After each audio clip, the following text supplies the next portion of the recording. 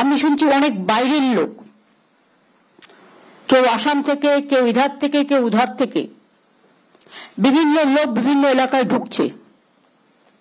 ঢুকে এমনকি আমাদের সমর্থকের কাছেও তার নাম্বার, তার প্যান কার্ড নাম্বার, তার আধার কার্ড নাম্বার, তার ফোন নাম্বার, সে কি করে তার ডিটেলস নিয়ে চলে যাচ্ছে অফিসারদেরও। আমি পুলিশকে বলবো, বি অ্যালার্ট। বাইরে থেকে কোনো জঙ্গি যেন কোথাও গিয়ে শেল্টার নিতে না পারে। আর তেমনি যারা মানুষকে মিথ্যে কথা বলে মানুষের জিনিসপত্রগুলো হাতিয়ে নেওয়ার চেষ্টা করছে, এটা মনে রাখবেন, অথরাইজড লোক ছাড়া, বুঝতে পারছেন আমি কি বলছি, কেউ কাউকে কোনো ডিটেলস দেবেন না। এরকম অনেককে ধরা হয়েছে। ঝাড়গ্রামে একটা টিম ধরা পড়েছে। রাজীব, কোথায় কোথায় ধরা পড়েছে? মালদা, কোচবিহার, কলকাতা, ডায়মন্ড হারবার, অনেক জায়গায় ঘুরে বেড়াচ্ছে। আজকের দিন সময় মানুষ যেহেতু এগিয়ে চলছে বৈজ্ঞানিক যুগে, আধুনিকতার যুগে, তেমনি আবার অনেক ক্ষতিকারক শক্তি বেড়েছে, যেটা মানুষ আগে ভয় পেত না। সুতরাং কাজ চোখ কান খোলা রেখে সবাই কাজ করলে একজনের পক্ষে সম্ভব নয়। Each and everybody should take some observation or vigil থাকতে হবে। আগে পুলিশরা 3-4 বার গিয়ে গিয়ে ঘুরতো এলাকায়, 5 বার 6 বার, এখন ঘোরেই না। যত বেশি ঘোরা যাবে পুলিশের ভ্যান নিয়ে, মানুষ তো জানবে যে অ্যালার্ট আছে।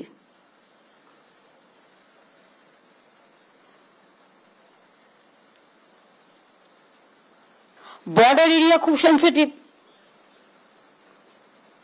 এটা কিছুদিন আগে শীতলকুচি থেকে একদিনকে তুলে নিয়ে যাওয়া হলো। একটা চাষি বেচারা, তার নিজের জমি, সে চাষ করে, তার কোনো দোষ ছিল না। তারপর খবরটা উদয়ন আমাকে বলার পরেই সঙ্গে সঙ্গে আমরা অ্যাকশন নিয়ে তাকে বেল করিয়ে আমরা নিয়ে এসেছি। এরকম বিভিন্ন পরিকল্পনা চলছে। বর্ডার এরিয়াটা ভীষণ সেন্সিটিভ, লক্ষ্য রাখবেন। বিএসএফ এর দায়িত্বে আছে বলে আপনারা আইসিরা, ওসিরা সব চোখ কান বুঝে বসে রইলেন না, সেটা হয় না। আর মনোজকেই বলবো, আমাদের যারা কাজে আছে, রূপক বাবু টাবু যারা আছেন বর্ডারের দায়িত্বে, মানে যাদের অ্যাডভাইজারিজে কাজ করে, তাদের বিভিন্ন কাজে লাগাও, এক একটা জেলায় দায়িত্ব দিয়ে দাও, তারা এই কাজগুলো দেখুক, ভালো করে হেল্প করুক, অ্যাডিশনাল হেল্প। এবং পাড়ার ক্লাবগুলোকে হাতে রাখুন। আমি পুলিশদের বলবো, যাদের অবশ্য 2 বছর 2.5 বছর হয়ে গেছে, তারা হয়তো অন্য কোনো জেলায় যাবেন, কারণ ইলেকশনের নর্মস হচ্ছে 3 বছর পরে ট্রান্সফার করতে হয়। কিন্তু সবার নয়, যে সিস্টেমের মধ্যে যারা পড়ে। কিন্তু তাকে তো একটা জায়গা থেকে আরেকটা জায়গায় যেতে হবে, সেখানেও কাজটা করতে হবে। এখানে যদি আপনি খারাপ কাজ করেন, তাহলে অন্য জায়গাতে ভালো কাজ করার প্রশ্নই আসবে না। যতদিন যেখানে থাকবেন ততদিন সেখানে কাজটা ভালো করে করতে হবে।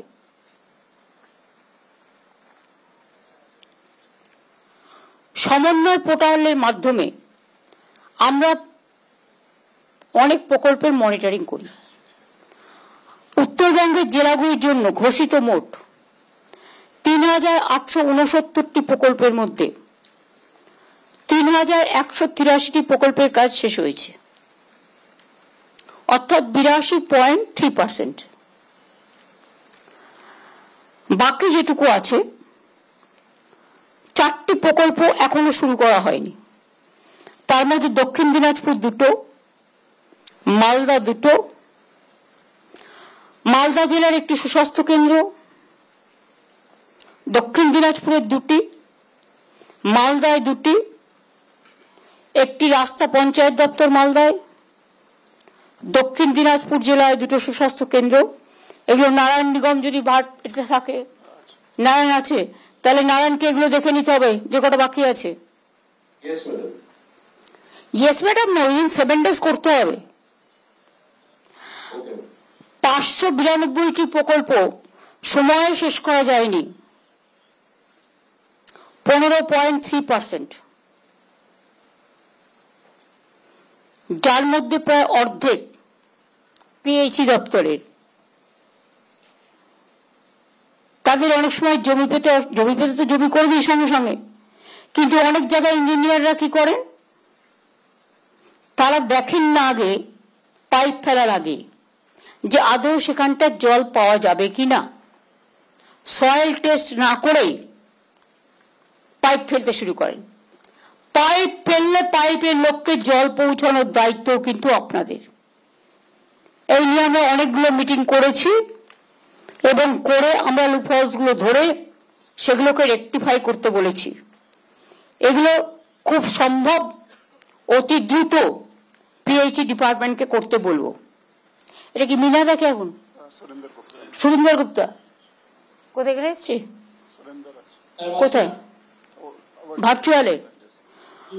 সুরিন্দর, আমরা মিটিং করার পরে যেগুলো বলেছিলাম সেগুলো ভালো করে ফলো আপ হচ্ছে? আর দেখে না, অযথা দেরি করো না। মালদার প্রকল্প বেশি কেন পড়ে থাকে? 27টা মালদা জেলার প্রকল্প এবং জলপাইগুড়ি জেলার একটি প্রকল্প পড়ে আছে, এবং এর মধ্যে ম্যাক্সিমাম হচ্ছে পিএইচির। পাইপ ফেলছে, জল পাচ্ছে না।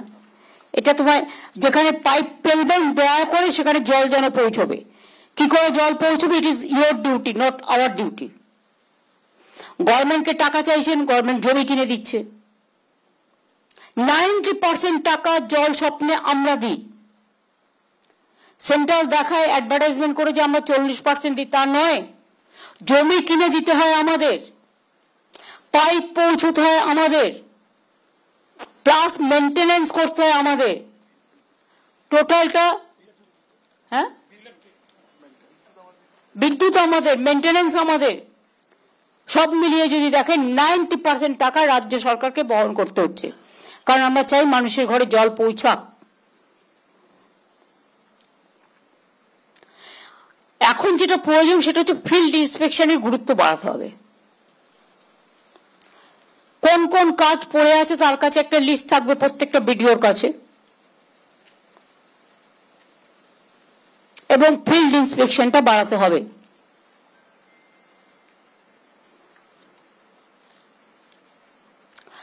আর ফিল্ড ইন্সপেকশনে শুধু তথ্য নিলেই হবে না, তথ্যটা ঠিকমতো ইমপ্লিমেন্ট করার কাজটাও কিন্তু করতে হবে। এটা কিন্তু হচ্ছে না। উত্তরবঙ্গ জেলাতে আমরা বলার পরে 3000-এর বেশি ফিল্ড ইন্সপেকশন হয়েছে, কিন্তু আমি মনে করি মালদা জেলা এবং কুচবিহার জেলার ইন্সপেকশন আরো বাড়াতে হবে। দেখুন, আমি আন্দাজে একটা মিটিং করতে পারতাম, কিন্তু তা নয়, আমি কাগজ স্টাডি করে এসেছি।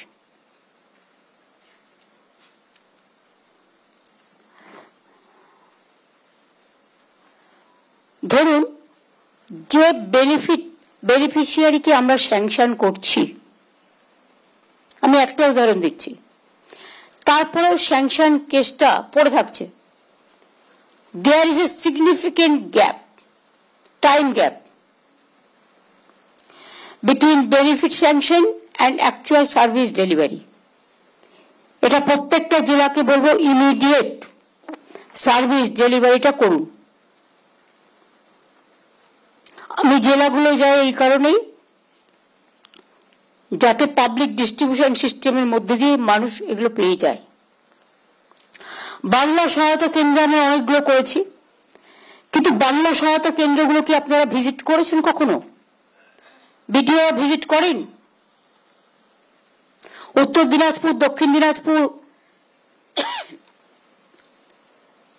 মালদা, মুর্শিদাবাদ, জলপাইগুড়ি, আলিপুরদুয়ার, কুচবিহার, আমাদের একটা গাইডলাইন্স দেওয়া থাকে, এই কাজ বাংলা সহায়তা কেন্দ্র থেকে পাওয়া যাবে। কিন্তু মানুষ জানতেই পারে না বাংলা সহায়তা কেন্দ্রের কাজটা কি। সেখানে আপনাকে বিডিও অফিসের সামনে, বাংলা সহায়তা কেন্দ্রের সামনে লোকাল ল্যাঙ্গুয়েজ, যে ল্যাঙ্গুয়েজ লোকে বোঝে, বাংলা ভাষাও যেমন লিখতে হবে, সাথে সাথে হিন্দিও লিখতে হবে, অলচিকিও লিখতে হবে, সাতজিও লিখতে হবে, রাজবংশীও লিখতে হবে, যে এলাকায় লোকে যে ভাষাটা পছন্দ করে তার এলাকার ভাষা, কারো নেপালি, কারো গোর্খা, কারো রাজবংশী, কারো সাদ্রি, কারো নানা রকম ভাষা সংমিশ্রণ। বাংলার মিল থাকলো, কিন্তু তার পাশে সেই এলাকার লোকাল ল্যাঙ্গুয়েজটা দিয়ে বড় বড় ওই খুঁটি খুঁটি করে লিখলাম, লোকের চোখে পড়লো না। এটা কিন্তু হয় না। আপনি লিখবেন বড় বড় করে, যাতে লোকের, আপনি প্রায়োরিটি করুন, বড় বড় করে লিখুন, বোল্ড অক্ষরে। দেখবেন আপনি ওয়াটার কালারে কিছু আঁকলে অনেকদিন বাদে সেটা আবছা হয়ে যায়, বা ওয়াটার কালারে যে রং করেন রাস্তাগুলো, দেয়ালগুলো পাশে পাশে আবছা হয়ে যায়। কিন্তু ওখানে যদি আপনি একটু গ্লোরিফাই করবার জন্য একটু গ্লো করার কালার ইউজ করেন, তাহলে কিন্তু এটা গ্লো করে।